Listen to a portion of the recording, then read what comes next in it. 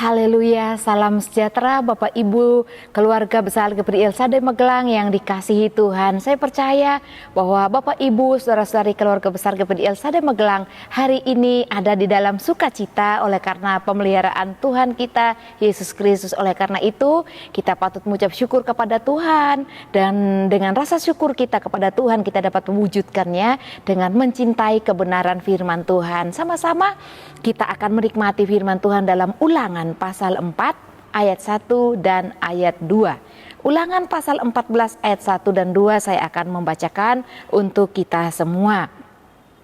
Kamulah anak-anak Tuhan Allahmu, janganlah kamu menoreh-noreh dirimu ataupun menggundul rambut di atas dahimu karena kematian seseorang. Sebab engkaulah umat yang kudus bagi Tuhan Allahmu, dan engkau dipilih Tuhan untuk menjadi umat kesayangannya dari antara segala bangsa yang di atas bumi.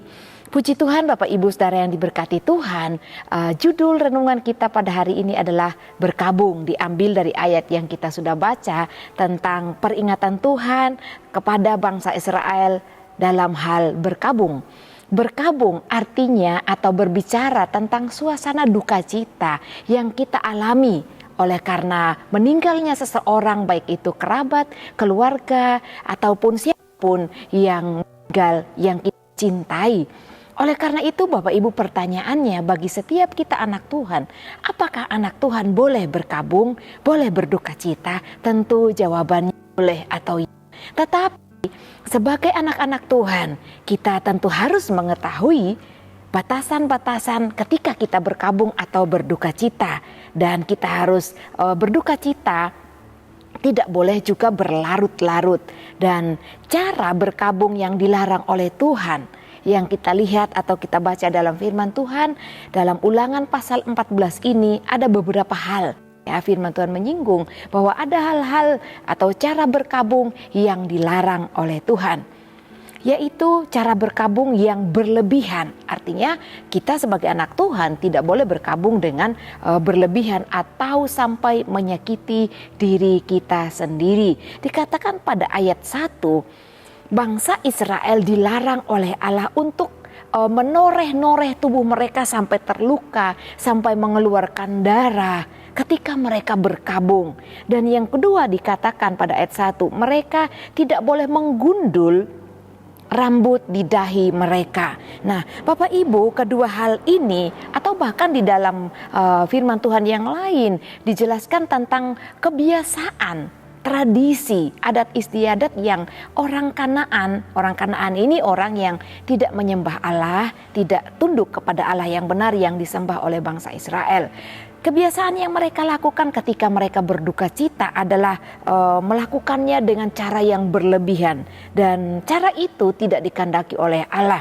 Ada tanda-tanda perkabungan yang mereka lakukan, salah satunya yaitu menyakiti diri mereka dengan menoreh. Menoreh itu melukai tubuh mereka sampai mengeluarkan tetesan darah. Dan ini mereka lakukan sebenarnya karena mereka ingin mempersembahkan sesuatu, menyerahkan sesuatu kepada para dewa ketika mereka menyerahkan orang-orang yang meninggal. Nah, hal ini tentu Allah sangat melarang kepada orang Israel tidak melakukan hal yang sama, karena itu merupakan hal yang salah di hadapan Tuhan. Bapak Ibu Saudara yang dikasihi oleh Tuhan, sebagai anak Tuhan kita pun harus melakukan kebenaran dan yang dapat menghindarkan kita dari cara-cara perkabungan seperti dilakukan oleh orang-orang Kanaan, atau dengan kata lain yang dilakukan oleh dunia atau dengan mengikuti cara-cara dunia. Kenapa? Kalau kita belajar tentang kematian atau tentang ketika kita dipanggil Tuhan untuk pulang ke hadirat Tuhan, ke pangkuan Bapa, ke surga bagi kita yang percaya kepada Tuhan, itu adalah hal yang istimewa. Oleh karena itu, ketika kita mengalami kedukaan, kesedihan, hendaklah kita pun mengelola kesedihan kita dengan baik, dengan benar, supaya kita tidak berlarut-larut dalam kedukaan atau kesedihan. Bapak Ibu yang dikasihi oleh Tuhan, banyak orang yang masih larut dalam kesedihan atau duka cita yang mendalam, yang akhirnya mengakibatkan kerugian bagi mereka sendiri, bagi diri kita sendiri ketika kita berlarut-larut dalam kesedihan. Apa saja akibat dalam kesedihan yang berlarut-larut atau kerugian yang kita akan alami? Ada sukacita yang hilang dan sangat sulit untuk melihat kehidupan secara positif. Ketika semangat kita hilang, sukacita kita hilang, tentu kita akan sukar Bapak Ibu melihat hal baik yang ada di depan kita. Dan selanjutnya, apa saja kerugian yang kita akan alami ketika kita larut dalam kesedihan? Yaitu kesedihan yang berkepanjangan dapat menyebabkan orang mengalami depresi. Dan juga dapat mengakibatkan seseorang kehilangan semangat hidup, kehilangan pekerjaan, bahkan kehilangan kesehatan. Kesehatannya akan menurun karena membiarkan pikirannya mengalami kesedihan yang berlarut-larut, kesedihan yang sangat mendalam dan tidak kunjung memberikan kepulihan bagi diri sendiri untuk kembali bersukacita, mengalami damai sejahtera yang Tuhan berikan. Amsal 18 ayat 14a juga di sana dikatakan bahwa orang yang bersemangat dan dapat menanggung penderitaannya. Oleh karena itu Bapak Ibu Saudara, ketika kita mengalami suatu duka cita ataupun kesedihan, hendaklah kita pun tahu bahwa Tuhan itu memberikan kita kekuatan. Tuhan itu memberikan kita semangat yang baru, sukacita yang baru. Oleh karena itu, kelola suasana hati kita, kelola setiap pemikiran kita. Karena ada cara yang Tuhan berikan untuk kita mengatasi kesedihan kita yang mungkin dapat berlarut-larut atau kesedihan kita yang mendalam karena ditinggal oleh seseorang yang kita kasihi, baik itu keluarga kita, saudara kita maupun kerabat kita.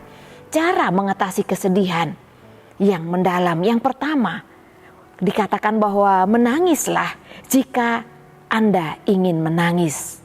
Menangis Bapak Ibu Saudara adalah satu kiat atau satu trik yang dimana batin kita dapat melepaskan kesedihan yang bisa menyebabkan kita untuk lumpuh atau berbeban berat ataupun tertekan di dalam batin kita. Dan ini adalah cara untuk melepaskan kesedihan yang bisa menyebabkan kita mengalami kerugian di dalam kehidupan kita ketika kita berlarut-larut dalam kesedihan yang kita alami. Ada satu contoh, Tuhan Yesus pun ketika mengalami duka cita, Tuhan Yesus dikatakan pernah menangis. Kalau Bapak Ibu baca dalam Injil, Tuhan Yesus pernah menangis. Oleh karena itu, menangis adalah hal yang sehat dan yang dikenan oleh Tuhan. Karena itu adalah ekspresi di mana kita melepaskan suasana hati kita yang mengalami duka cita. Cara yang kedua yaitu bagikan kesedihanmu dengan orang lain. Baik itu teman kita. Tentu Bapak Ibu dalam hal ini, dalam membagikan kesedihan kita kepada orang lain, kepada orang-orang yang kita percaya, kepada orang-orang yang dapat menyimpan perihal pribadi kita, terutama kalau kita ingin mencurahkan isi hati kita kepada orang lain, pilih orang-orang yang dapat dipercayai. Jangan kita juga mempercayai atau menceritakan permasalahan kita, kesedihan kita kepada sembarangan orang hanya karena untuk mengeluarkan kesedihan hati kita. Jangan Bapak Ibu, pilihlah orang yang tepat. Yang ketiga, cara mengatasi kesedihan yang mendalam. Atasi kesedihan kita dengan merenungkan kebaikan Tuhan, merenungkan kebenaran firman Tuhan. Ini cara yang paling baik untuk kita lakukan, kita terapkan dalam kehidupan kita. Karena di dalam firman Tuhan ada kekuatan, ada kelepasan, ada kelegaan, ada pertolongan yang ajaib yang Tuhan kerjakan di dalam kehidupan kita. Ketimbang kita berpikir dengan cara kita sendiri untuk keluar dari kesedihan yang kita alami. Dalam Amsal 17 ayat 32 dikatakan bahwa hati yang gembira adalah obat yang manjur.